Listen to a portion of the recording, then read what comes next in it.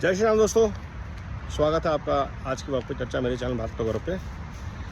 मोदी जी ने 12 साल पूरे कर लिए और आज वो भारत के इकलौते प्रधानमंत्री हैं जो लोकतांत्रिक व्यवस्था से चुने गए, जिसे जनता ने चुना, पहली बार भी, दूसरी बार भी और तीसरी बार भी। ऐसा भारत के इतिहास में आज तक नहीं हुआ कि जनता ने जिसको चुना, भारत ने जिसको चुना, उसको बार बार चुना।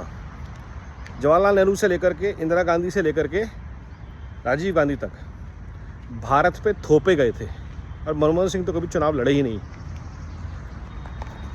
दूसरी चीज़, भारत के पहले ऐसे व्यक्ति जो एक दशक सीएम का कार्यकाल करने के बाद करीब एक दशक से ज़्यादा प्रधानमंत्री का कार्यकाल पूरा किया, तो लगभग 25 साल का उनका राज्य और देश को चलाने का तजुर्बा जो अद्भुत है।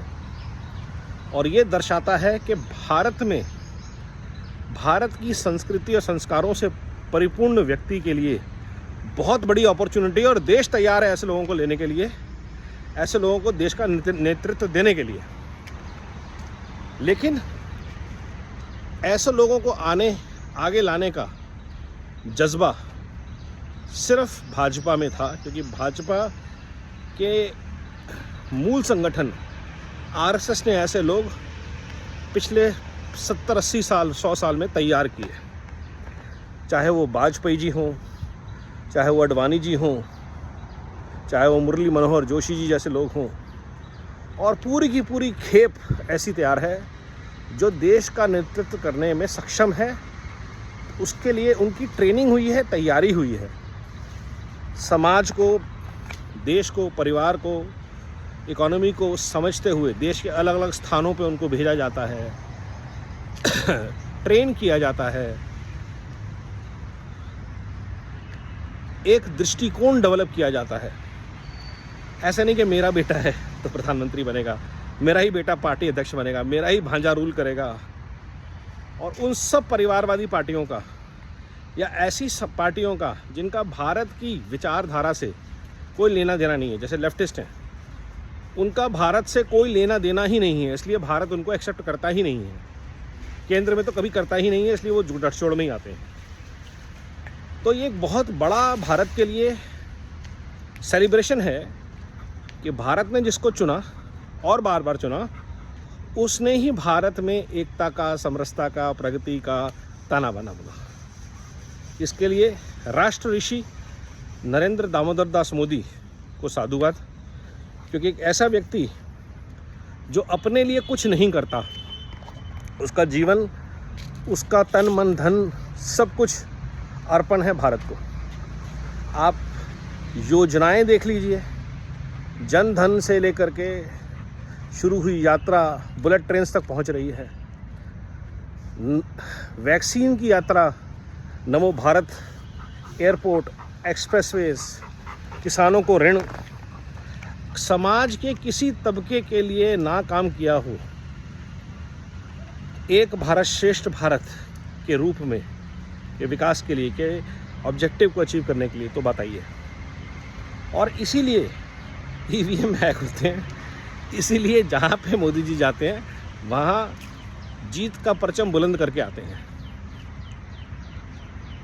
बंगाल ने भाजपा को कठिन प्रयासों के बाद चुना और तुरंत प्रभाव से वहाँ परिवर्तन की लहर शुरू हो गई। गुजरात आज की डेट में कहाँ जा रहा है हम सब देख रहे हैं। यूपी जैसा शहर, प्रदेश, यूपी और एमपी, जिनको बीमारू प्रदेश कहा जाता था, आज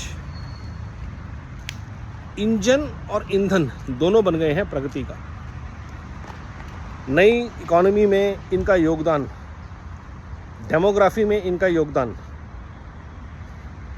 तो ये जो प्रगति, और ऐसा नहीं है कि सिर्फ भाजपा के प्रदेश, तमिलनाडु हो या केरला हो या कर्नाटका हो, किसी भी राज्य में काम को रुकने नहीं दिया। हाँ, सरकारों से मतभेद ज़रूर है, लेकिन पार्टियों का हो सकता है वो केंद्र के रूप में, चाहे हाईवेज़ के काम हो, चाहे पोर्ट्स के काम हो। केरला का सबसे बड़ा पोर्ट आज तक का, केरला की प्रगति का इंजन किसने बनाया? मोदी जी ने बनाया। और किसके थ्रू बनवाया? अडानी के थ्रू बनवाया। और ये है अविस्मरणीय काम कि सबके विकास के लिए हम लगे हुए हैं। और अब बन रहा है ग्रेट निकोबार प्रोजेक्ट। सोचिए, देश के अंदर इतनी अपार संभावनाएं थीं, हमेशा से थीं, लेकिन एक परिवार जो था वो अपनी कुटिल राजनीति के चलते देश के लिए ऐसा कुछ सोच नहीं पाया, क्योंकि CIA उनको कंट्रोल करता रहा, कभी KGB कंट्रोल करता रहा कि ये नहीं करना है, भारत को आर्थिक शक्ति नहीं बनना है, भारत को सामाजिक शक्ति चेतना का केंद्र नहीं बनने देना है, अयोध्या में मंदिर नहीं बनने देना, मथुरा में काम नहीं होने देना, सोमनाथ। आज रिलीजियस टूरिज़्म जो है भारत का सबसे बड़ा पॉजिटिव रेवेन्यू जनरेटर बनता जा रहा है। महाकुंभ हो रहे हैं जो वर्ल्ड में केस स्टडीज़ बन रहे हैं।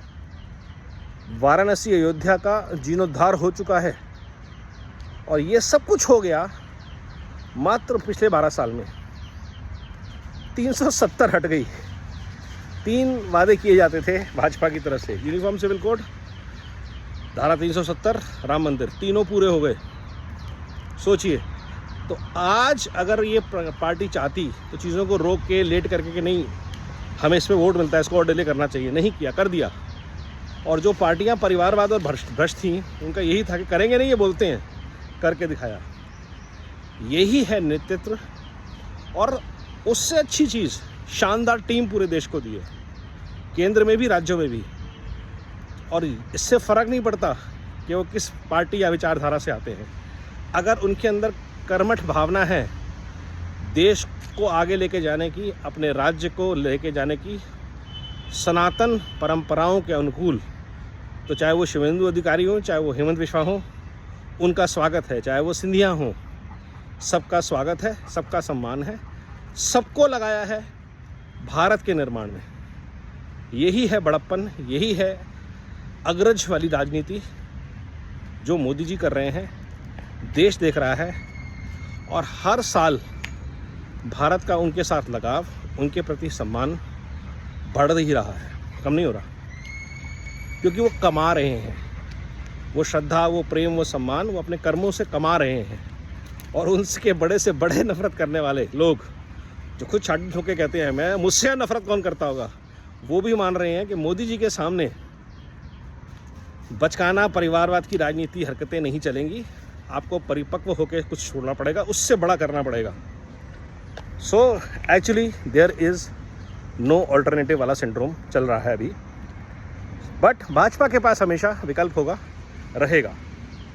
और यही है एक जड़ों से जुड़ी राजनीति का नतीजा। नमो भारत, वंदे मातरम, जय हिंद।